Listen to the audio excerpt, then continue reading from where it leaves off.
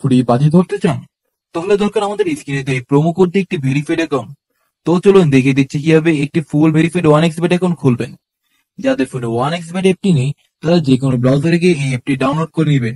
এখানে স্ক্রিনে দেখতে পাচ্ছেন লগইন এবং রেজিস্ট্রেশন নামে দুটি অপশন আছে। এখানে রেজিস্ট্রেশন অপশনে যাবেন। এরপর এখানে দেখতে পাচ্ছেন কিছু অপশন দেওয়া রয়েছে। এখানে আপনি ইন ওয়ান ক্লিক অপশনে চাপ দিবেন।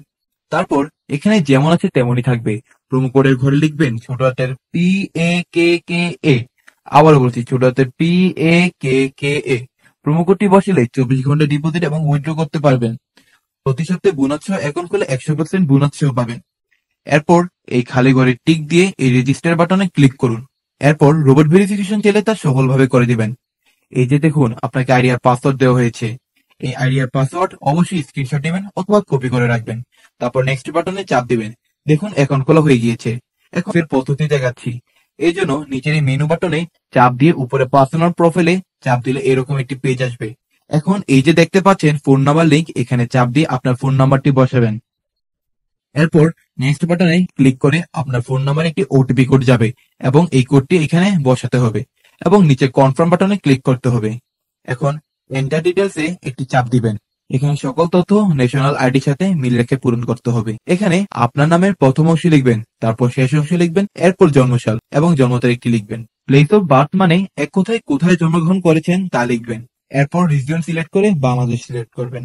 এরপর সিটিতে ঢাকা এবং রেসিডেন্সে আপনার জেলাটি লিখে দিবেন।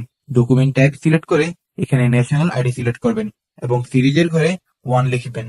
ডকুমেন্টের ঘরে আপনার এনআইডি নাম্বার লিখে দিবেন। এরপর ডেট অফ ইস্যু এর জায়গায় এনআইডি এর উল্টো পাশে যে ডেট অফ ইস্যু ডেট দেওয়া আছে সেটি বসিয়ে দিবেন। ইস্যুড বাই এর ঘরে বাংলাদেশ গভর্নমেন্ট লিখে দিবেন।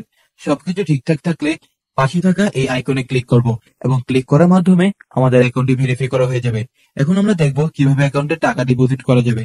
এখানে উপরে দেখা যাচ্ছে ডিপোজিট বাটন, সেখানে ক্লিক করব এবং আপনারা দেখতে পাবেন এখানে টাকা ডিপোজিট করার অনেকগুলো অপশন রয়েছে। তো আমি আপনাদের দেখিয়ে দিচ্ছি কিভাবে এই পেমেন্ট মেথড এর মাধ্যমে ডিপোজিট করবেন।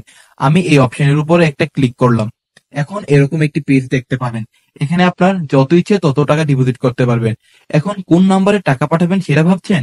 ওই যে উপরে দেওয়া আছে নগদ ওয়ালেট নাম্বার, এখান থেকে নাম্বারটি কপি করে নেবেন। আগে জানিয়ে দিচ্ছি এই নাম্বারটি প্রতিবার পরিবর্তন হয়, তাই টাকা ডিপোজিট করার আগে নাম্বারটি কপি করে নেবেন। নাম্বার কপি করা হলে সরাসরি নগদ অ্যাপে চলে যাবেন এবং ক্যাশ আউটের মাধ্যমে কপি করা নাম্বারে টাকা পাঠাবেন। টাকা পাঠানো হলে এরকম একটি পেজে চলে আসবে। এখান থেকে ট্রানজাকশন আইডি কপি করে অ্যাপে চলে আসবেন এবং যে নাম্বার থেকে টাকা পাঠিয়েছেন তা লিখবেন এবং পরের অপশনে আগেই কপি করা ট্রানজাকশন আইডিটি লিখে দিবেন। এরপর কনফার্ম বাটনে ক্লিক করবেন এবং এর মাধ্যমে আপনার অ্যাকাউন্টে ডিপোজিট করা হয়ে যাবে এবং কিছুক্ষণ অপেক্ষা করলে আপনার অ্যাকাউন্টে টাকা অ্যাড হয়ে যাবে। বন্ধুরা, এখন আমরা দেখব কিভাবে অ্যাকাউন্ট থেকে টাকা উইথড্র করা যায়। অ্যাকাউন্ট থেকে টাকা উইথড্র করার জন্য আমরা ডিপোজিটের উপরে থাকা সেটিংস অপশনে ক্লিক করে দেব। সেটিং অপশনে ক্লিক করার পর আমাদের সামনে এমন একটি ইন্টারফেস চলে আসবে। এখান থেকে আমরা 2 নম্বরে থাকা উইথড্র অপশনে ক্লিক করে দেব। এখানে আমরা দেখতে পাচ্ছি কোন কোন মাধ্যম হতে আমরা টাকা উইথড্র করতে পারবো। আমরা টাকা উইথড্র করার জন্য বিকাশ অথবা নগদ যে কোনো একটা সিলেক্ট করব। সিলেক্ট করার পর আমাদের সামনে এমন একটি ইন্টারফেস চলে আসবে। এখান থেকে আপনি সর্বনিম্ন 500 টাকা থেকে সর্বোচ্চ 20,000 টাকা পর্যন্ত উইথড্র করতে পারবেন প্রতিদিন। অবশ্যই আপনারা আপনাদের পার্সোনাল নাম্বার এখানে ব্যবহার করবেন, কোনো এজেন্ট নাম্বার এখানে ব্যবহার করবেন না। এখানে আমরা আমাদের পার্সোনাল নাম্বারটি বসিয়ে দিচ্ছি।